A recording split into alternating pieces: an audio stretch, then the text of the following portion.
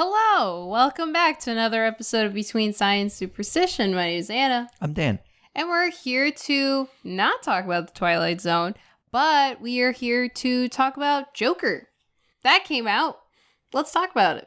You know, I consistently call it The Joker, but it's just Joker. Yeah, the title is very big enough in the promotion to just Joker. Joker. Just Joker. There's no room in the frame for the word the. No, because the is boring. Joker is cool. That's the trend, right? Where it's every movie has kind of done the same thing of First Blood, Rambo First Blood Part 2, Rambo. Soon we're going to have the new Halloween movie called Michael.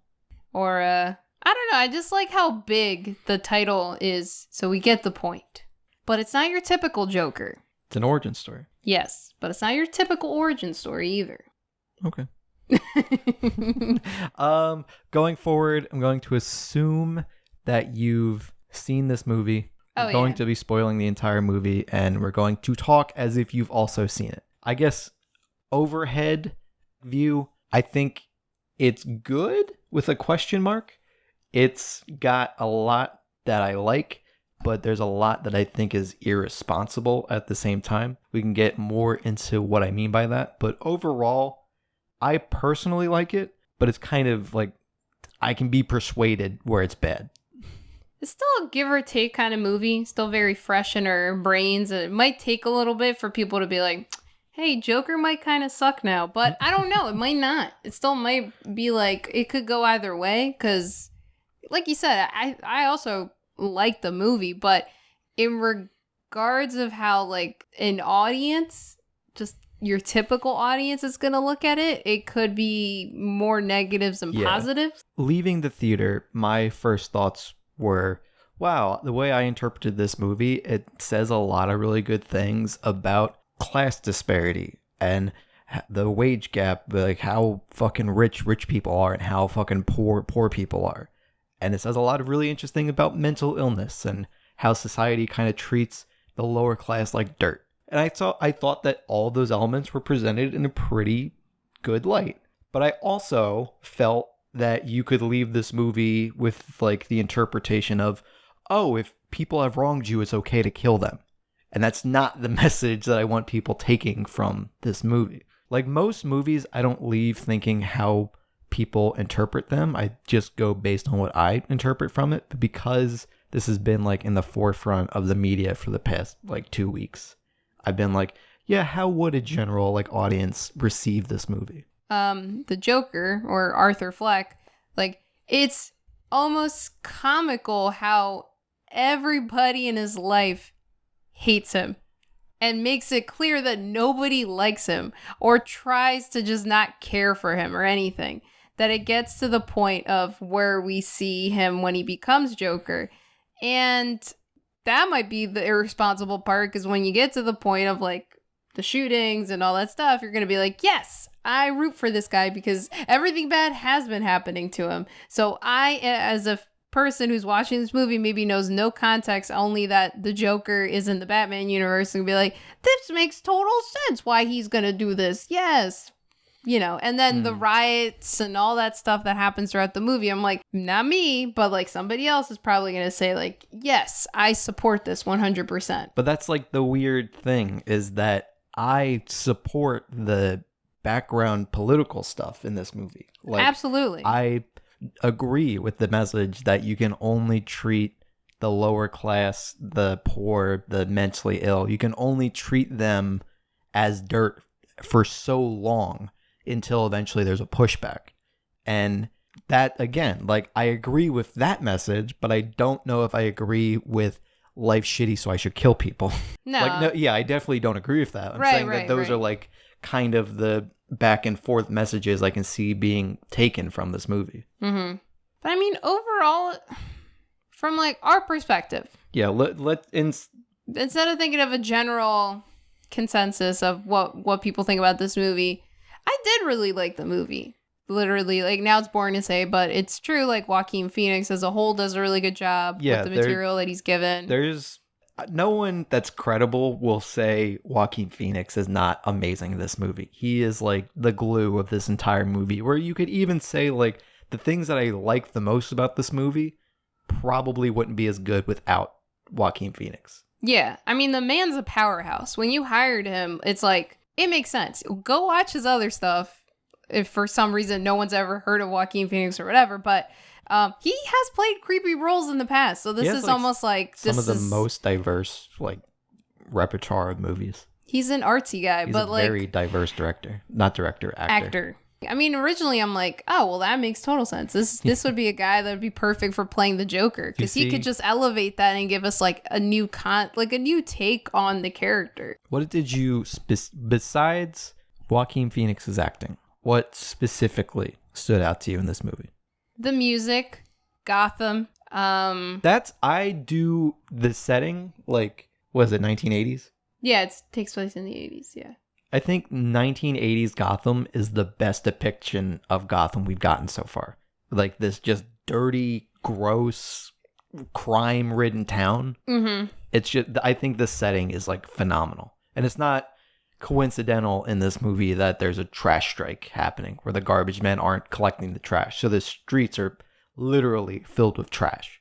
Like you said, it's the best depiction of Gotham that we've gotten so far. And it's almost kind of pretty in a way of how trashy it is. There's like apparently people are going into the projects to find those stairs. Yeah, everyone's taking pictures of themselves dancing on the stairs. So people in the projects are like, who the fuck are all these white people showing up? So the setting, I think, is really good. I think this is, along with my favorite depiction of Gotham, this also has my favorite depiction of Thomas Wayne. Piece of shit, wealthy accurate. Dude. Yeah. Like in most things, Thomas Wayne is depicted as like, oh no, it's so sad that he died. Thomas and Martha Wayne were like such good people. But, you know, they had a fuck ton of money and Gotham's still like super poor. I mean, and all those foundations are set up after they died. So it's like pretty, I'm glad that they represented him as a piece of shit wealthy dude. And you can clearly tell he doesn't, like, he wants to help Gotham, but he criticizes Gotham at the same time by calling, like, in the movie where he's like, oh, that they're clowns and stuff. Yeah, he basically calls poor people clowns. And you're just like, come on, guy, it's not easy in this economy. In this economy, no one can do good. I mean, that's why there's people working as, like, clowns. Mm-hmm. Yeah. I'm not quite sure if there ever was a, like, clown agency. Like, I'm sure maybe there was. I don't know. I don't know. I was into it though. The 80s were weird. Hot take though, the Waynes in general being in this movie, I don't think really was a down for this movie at all. I think it helps even more with the character. Yeah, there is like the Bruce Wayne, the Pearl scene. We all know it. We've seen it a million times. I think that scene is there specifically to make sure that you can't dismiss the ending as all in his head. Because that's a moment that we all know. We've all seen it a million times. And that's something we can root that into this fictional world. So I think that scene is specifically there to show us, no, that like end riot wasn't all in his head. That moment you saw that you know happened. Yeah, I mean, I was just talking about in general, not that specific scene, but you make a really good point on that. When I first saw the promos for this, I was iffy about seeing a young Bruce Wayne, but I feel like now watching it, it all starts to kind of coincide more and more with Joker, and because they're polar opposites. They are what Batman could become like the Joker and so forth. So those two always go hand in hand within their, the Gotham universe. You can't have one without the other. I feel like most of the time that's just kind of how it's always been. I think it would have been really cringy if they had the Joker do it, kill his parents. No, yeah. Because like kind of the crap. Answer, get the food. Hello? Anna went to get food. Start talking about how my hair is all sorts of colors. I thought that it would be really cringy if the Joker was the one that did it. Yeah, that would make or break it. Because that, like, the point of Batman is that you're not supposed to know who it is. Because if you knew who it is, then Batman could seek vengeance and revenge, and that's it. that was my biggest complaint with Batman Begins, is that he knew who it was. Yeah. And then it was like his justification for being Batman was that he wasn't the one that got to shoot him. It's like, what a shitty Batman origin story. Yeah, but that sequel was so good. Yeah, Dark Knight's amazing. And I also kind of like the history that he has with Thomas Wayne and his mom. And just Thomas Wayne's a piece of shit. I don't like that it is afraid to say something. Like, it clearly is saying things, but it doesn't ever fully commit to them. The riots, right? The class riots. They're kind of often in the background, which is cool. And I don't mind that it's not fully at the forefront. But then when Joker is kind of dismissive of them, where he says, no, I'm apolitical. And I understand that there can be a character justification for that. But it's kind of saying, hey, class disparity is bad and uprisings will happen. But also, I'm not going to really commit to telling that story. And again, like the character observation of that would be all he cares about is getting fame. And it doesn't matter how he gets it. So you can technically be apolitical and also be the mascot of a movement. To analyze Arthur as a character, I think is the absolute best aspect of this movie. Here's a dude who his mother ignored for most of his life because she's obsessing over Thomas Wayne, a wealthy person, and this talk show host. So he is now presented with like, okay, well, I want attention. So how do you get attention? Well, my mom likes this stand-up comedian on television, so maybe I should be a stand-up comedian. Cool, you have a goal. But what's the problem? The problem is that he has a mental illness that both prevents him from fully grasping comedy, but also directly interferes with it because this mental illness is outward, where he has this uncontrollable laugh every time he gets nervous. For character stuff, like I always point to Zuko from The Last Airbender, where how do you make a character who's broken on the inside reflective that he's broken on the inside outward? You give him a fucking scar. And that's just an easy like character thing, writing thing to be like, hey, how do I bring outward attention to an inside problem? I make it vocal. So I think the laugh, is one of the coolest ways to bring this laugh from the Joker. I really felt like extremely uncomfortable by the laugh, but I also loved it at the same time, but because that's so there good. was the way he brings out this laugh is like a pain. Like it's a thing he can't control, right? So there's just certain moments where he's laughing and it almost looks like he's crying or it's just hurting him at the same time. And I was like, oh, this is so good. Like I love how it's being portrayed, because at the end of the day, it is like a nuisance. But so it's like very often these mental illnesses are just inside of you. Like you it's hard to show that to people. So if you have like bipolar disorder, anxiety, certain phobias, it's hard to outwardly be like, hey, I know you can't see it, but this is a problem that I have inside. I think to make that a laugh makes it more, I always forget if it's sympathetic or empathetic. And it's perfect because if you're going to try to bring like that kind of aspect to the Joker, like the laugh is the best thing. Like most of the time it's like because he's kooky and stuff like that. But to make it something that he can't control, I think is a really interesting element to bring. You have this character, we've presented his goals and we've presented his problems. So it's like, where do we go from that writing wise? You have that little card that he has. Oh yeah, that's perfect. Like that's such a good way. When you're thinking of this character, you think, how would he deal with the fact that he has this laugh? Well, he would have a card that says, I'm sorry, I have this laugh. Like it's an illness I have. But I love the scene in the comedy club, like where he's watching that comedian. He can't fully grasp comedy, so he's laughing at the wrong times or he's laughing late. He's writing down in his notebook what the audience laughs to, but he doesn't really understand why they're laughing at that specific thing. And that's also where I think Joaquin Phoenix does the best job acting, is like these small character moments. I like more vulnerable Joker than I do towards the end of the Joker. Yeah, that's another problem is I don't know where exactly the confidence towards the end comes from. I feel like as soon as he killed his mom, it's like it can go for everybody. I think the mom thing is an interesting thing. I think that's one of the only like straight up inexcusable kills that the Joker does.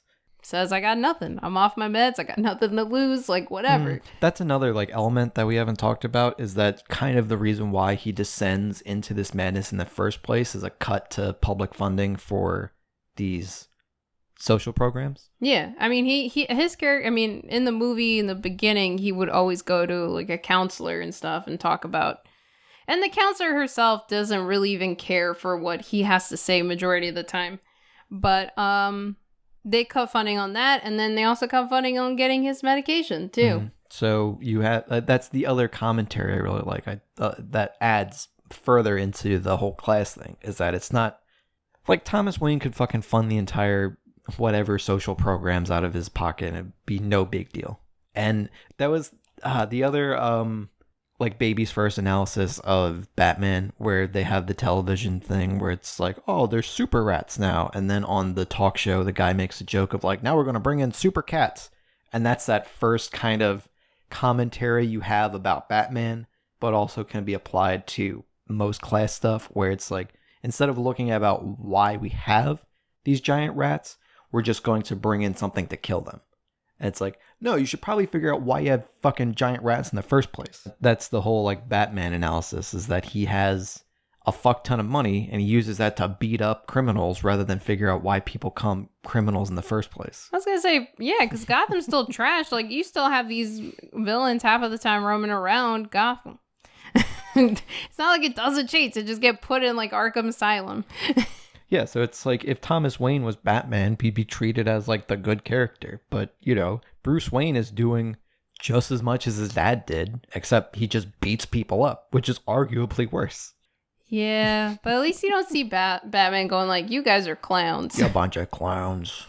I don't know. Poor I think people are clowns. Overall, this movie as a whole is really good.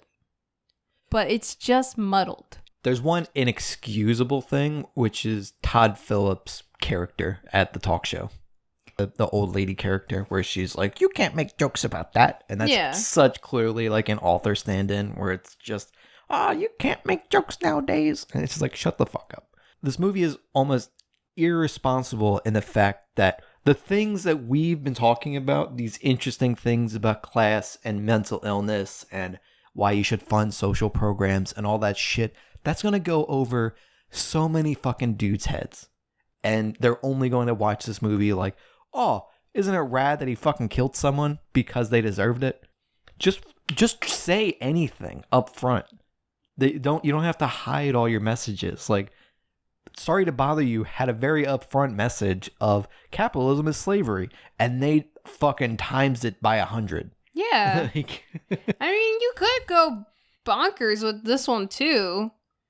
Yeah, I mean, I think Sorry to Bother You explain that you can do it. Yeah, you can have fun with it and still give like this core message at the same time with exaggerated features, of course. But with this one, it's realistic. So make it as realistic as fuck. The only thing I just still always had a problem with, I'm like, man, it really is bad for Arthur. Like, he just has it rough. There's that one moment where I'm like, can we give him like one little thing? Just one tiny thing. So that's why it's when we talk about like how good Arthur's character is in this, and how I think that the mental illness thing is like amazing for this character specifically.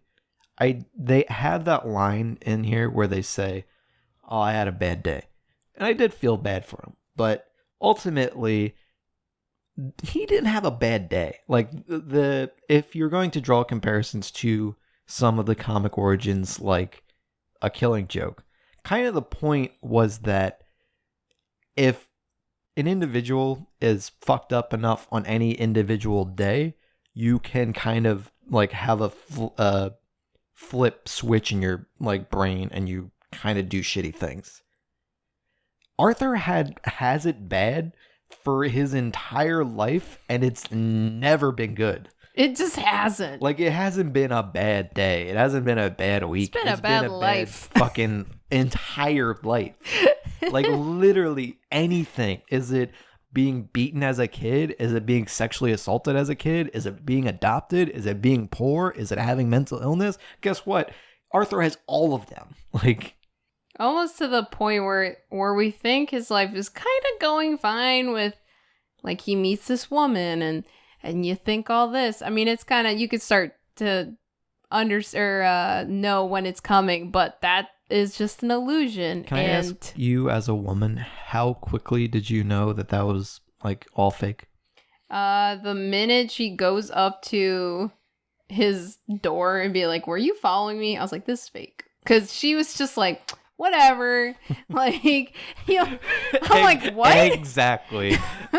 I've talked to people where some people didn't see it coming, and some people, like, took them pretty far in. Don't be a fucking stalker. You don't get rewarded for being a stalker. I almost wish they showed that scene differently. Because they just, like, it never happened. So, like, if she were to show the real, like, talk that she had with him, where he's like, so why are you following me? Don't do that, fucking creep, or something like that. Well, that didn't even, it's just nothing. Yeah, because he's imagining all that. Because, you know, like, the media talks about incels and how they're going to go on rampage. That's like that's like every fucking porn on Pornhub right now is a dude doing something he's not supposed to be doing, and he gets rewarded for it. Yeah, and then, I mean, if you didn't know then, you would have definitely known by the time he kills the guys and he just goes into her apartment and just kissed her. I'm like, that's definitely not real. That would not be acceptable. This is all an illusion.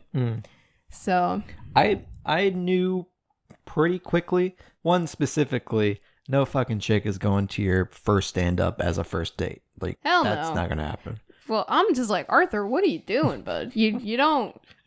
But again, he's not self-aware, but he's off his meds. Yeah. All in all, I think it's a pretty decent movie. I just think that it's pretty irresponsible in how vague it is. This is gonna be one of the books that people are still gonna talk about, and I think about it a lot. Me too. I'm like, and I'm still 50-50. Like, I really enjoy this movie, but like Dan was saying, like, you can make an argument, and I could probably agree with that too. But that, again, I feel like that's just irresponsible. It's such a blank slate that anyone can imprint any message they want on it. And that can be a bad thing. For me, I feel it's just gonna be vague when I talk to just somebody who just takes it like as is. It doesn't, like, you shouldn't have the responsibility of what people take away from it. But I feel ultimately, when any piece of art is made, is now open to interpretation. Absolutely. Take what you want from it. I just feel that as a director, you shouldn't be so, like, this isn't an avant-garde movie or anything. Like, it has messages. Just be more apparent with what the fuck you're trying to say. I think especially when you're talking about this movie, like, just be more open to these conversations, because otherwise I'm only gonna find your movie more annoying if you as a director just doesn't care. But, you know, me saying, like, the movie as a whole is bad, I don't want to downplay that, because there's so, like, just Joaquin Phoenix is just, I can't say it's bad when he really does amazing. He's phenomenal. He's just what makes that movie. Like, I really... And it has, like, good elements. Like, it has good, like, influences from literally it's just all Scorsese films. Yeah. Just Kings of Comedy and Taxi Driver is the two main movies that people compare this movie to, which is fine, because literally those movies. It is. And it's not a bad thing either. It's fine. Yeah. It's fine to be Taxi Driver with clown makeup. Yeah, go for it. I think we've kind of, like, said it all about the Joker. Yeah. We like it and don't like it. It's good with a question mark. I'm always down for discussions, because this is always, I like hearing the different perspectives of this movie specifically. I would like to just say at the end here that the media depiction originally, where they're like, it's going to inspire incels to murder people. Like, we all joked, like, haha, I'm not going to go see it opening weekend because I don't want to get shot. We didn't see it opening weekend because I didn't want to get shot. I just wanted to see it whenever. I never... the thing is that it's not up for debate anymore. Going to see violent movies or playing violent video games or listening to rap music does not equal you doing violent things. That's been a discussion forever. Yeah. It's been proven with hard data a million times. But the thing that made me kind of nervous wasn't the movie, was also we didn't even talk about the media depiction in the Joker movie, because that could also be they fetishize serial killers, which they kind of did with this movie with the promotion of. Because what I was going to say is that the media kind of didn't give it a rest. They kind of consistently were like, someone's going to get shot. This is going to entice violence. This is going to do this. This is going to do that. And it's like, even the week afterwards, it was like, well, still no violence happening at Joker movies. It's like, are y'all going to give it a fucking rest until someone actually gets shot at a movie? Yeah, that's that's irresponsible on the media for portraying the movie to be what it is. And it's, I mean, like, okay, it's the movie. It's a different thing. Like, to cause something that could potentially be dangerous, like, that's more harmful as well. Like, I just wanted to bring attention to that because I do think it's very irresponsible for, like, so many news outlets to be like, oh, I bet someone's going to get shot. I bet this is going to do this. I bet this is going to do that. And it's like, just shut the fuck up. I've been hearing this my entire life. I've still never shot up a school. I've played San Andreas a lot. I played a lot of Grand Theft Auto. And I played the Super Nintendo version of Aladdin and had a great time. And you've never once fought a giant snake. No, and I don't intend to. But, yeah, like, the whole thing surrounding this movie was like its own, I feel like its own separate topic. But moving forward, actually seeing the movie, it's honestly a good movie. It's just the themes are kind of muddied, and honestly, that's probably what makes or breaks this movie for me personally. And I guess maybe just the director. Yeah, Todd Phillips is cringy. Todd Phillips is hella cringy. But why won't anybody watch a Hangover 4? Nobody wants Hangover 4. No one except wanted for my Hangover uncle. 2 or 3. Except for like an uncle or my dad, or I don't know. I want to hear your reactions. My personal main question is if the whole class stuff was even, like, relevant to you. Did you notice that was an element of this movie at all? Because that was my main takeaway from it. Yeah. Like, what did you take away from it? What was the thing that you cared the most about in this movie? And honestly, if you didn't like it, like, let's talk. Yeah, I would love for reasons to not like No one's going to get mad at you for doing it. It's like, I'll probably agree with you. Yeah, it's divided. It's been very 50-50, but let us know what you guys think. And if you guys like us doing more reviews like this, we will continue doing them. Probably going to watch Lighthouse and do the same thing. Yeah. I'm excited for that. And that's a wrap for this episode. Just find us on all the social medias, and I guess for whoever's listening, I'm at _Anna Edits. I'm at Mr. Dan Rennie. Make sure you go to bsaspod.com to find all the shit we've ever done, and easiest way to help out the show is to leave a review on iTunes, wherever you listen to podcasts, or this is actually a video, so leave a like. All right, and we'll see you guys another time. Yep. Bye.